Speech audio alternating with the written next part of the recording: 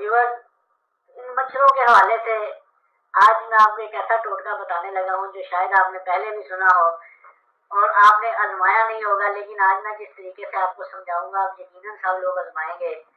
आप लोग मच्छरों को भगाने के लिए मुख्तलिफ किस्म की केमिकल का स्प्रे करते हो, या वो केमिकल से बनी हुई वो जो जलेबी सी होती है वो चलाते हो, या मैट चलाते हो, या कमरे में आप लोगों ने वो एक वो मिलता है लिक्विड सा और उसको आप बिजली के साथ चला देते हो, सारी रात चलता रहता है। व्यूअर्स, उसका सबसे बड़ा ये नुकसान होता है कि छोटे जो आपके 5 साल से कम उम्र खासतौर पर बच्चे हैं, उन्हें नक्सीर का आर्जा हो जाता है, उन्हें सांस की बीमारियां हो जाती हैं और भी कई प्रॉब्लम हो जाते हैं, और मच्छर भी 100% मरते नहीं हैं।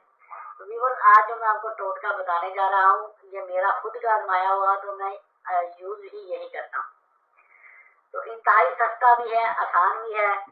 तो ये प्लेट में करीब करेंगे, कैमरा देख लें, प्लेट में 2 नींबू पड़े हैं और ये लौंग पड़े हैं।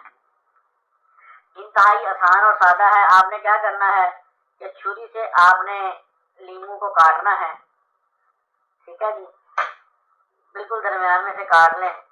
काटने के बाद ये लौंग आपके पास होंगे, आपने इसमें ये लौंग लगाने शुरू कर देने,